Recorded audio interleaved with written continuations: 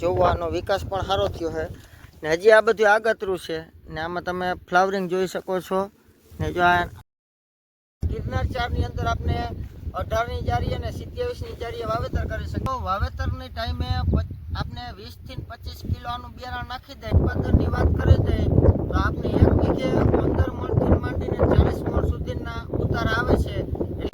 તો મિત્રો ફરી એકવાર તમારું મારા નવા વિડીયોની અંદર સ્વાગત છે. આજે આપણે તમને દેખાઈ રહ્યું છે કે આપણે ગિરનાર 4 નો આખો આપણે પૂરો વિડીયો ઉતારવાના છે કે કેવી રીતના કેટલા દિવસે પાકે, કેટલું બિયારણ નાખવું, કેટલાની જારી આપણે વાવી શકાય. તો ઘણા એવા મિત્રોની કોમેન્ટ હતી કે આશીષભાઈ ઘણા તમારા એવા વિડીયો છે જેની અંદર ગિરનાર 4 નું બમ્પર ઉત્પાદન થાય છે, તો કેવી રીતના ગિરનાર 4 નું વાવેતર કરવું ને કેવી રીતના એનું ઉત્પાદન આપણે વધારે લઈ શકીએ. તો આજના વિડીયોમાં તમે છેક સુધી વિડીયોમાં જોવાનું ભૂલતા નહીં. છેક સુધી વિડીયોમાં બન્યા રહેજો એટલે હું તમને બધું આખું ગિરનારની અંદર માહિતી તમને બધી આપી દઈશ. તો મિત્રો આપણે પાયાથી ચાલુ કરી તો આપણે આ ગિરનાર 4 ની અત્યારે જે તમને વિડીયો દેખાય છે આ મારે 40 દિવસની અત્યારે માંડવી છે. આજે તારીખ છે 21/7/2026 ને આ માંડવી મારે આગતરી કરેલ છે. હજી વરસાદ તો હજી થયો નથી.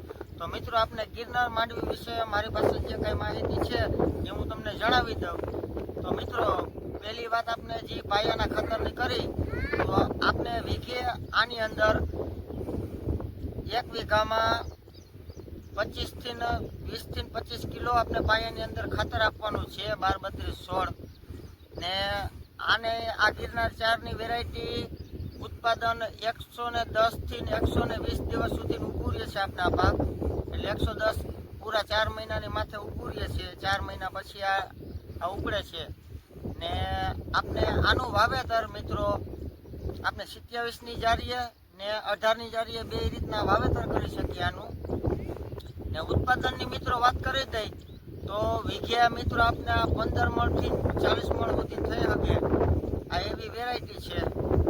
ને ઘણા મિત્રોની મારા મોબાઈલની અંદર કોમેન્ટ હતી કે આશીષભાઈ તમારે ગિરનાર 4 ના ઘણા એવા વિડીયો આવે છે. તો મિત્રો તમને જણાવી દઉં કે અમારા ગુંદા ગામની અંદર આ ગિરનાર 4 નું જંગી ગયા વર્ષે પણ વાવેતર ઘણું હતું. આ વર્ષે થોડોક વરસાદ લેટ છે એની હિસાબે થોડુંક વાવેતર ઘટશે, પણ ગિરનાર 4 મિત્રો વાયવા જેવી વેરાયટી છે.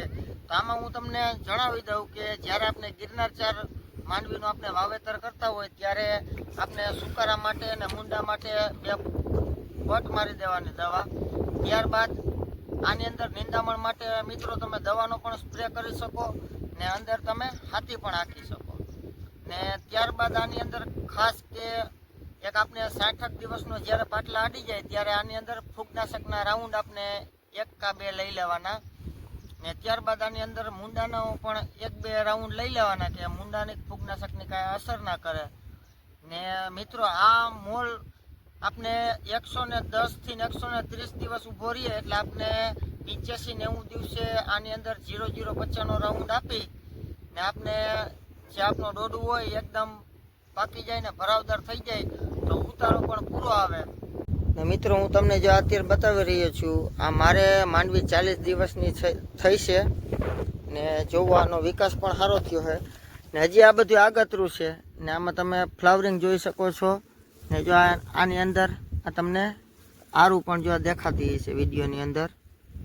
ને મિત્રો આની ખાસિયત હું તમને જણાવી દઉં કે આનું ઉત્પાદન 15 થી 40 મણ સુધી આનો ઉતાર આવી શકે એમ છે. ને બીજી ખાસ વાત કરી દઉં કે આની થળીએ પણ માલ થાય ને માંડવીની જેમ સાઈડમાં પણ માલ થાય. તો મિત્રો ફરી એકવાર મળીશું નવા વિડીયોમાં. ત્યાં સુધી બધા ખેડૂત મિત્રોને મારા જય દ્વારકાધીશ. ને વિડીયોમાં તમને મજા આવી હોય તો વિડીયો આગળ ખેડૂત મિત્રોને શેર કરી દેજો.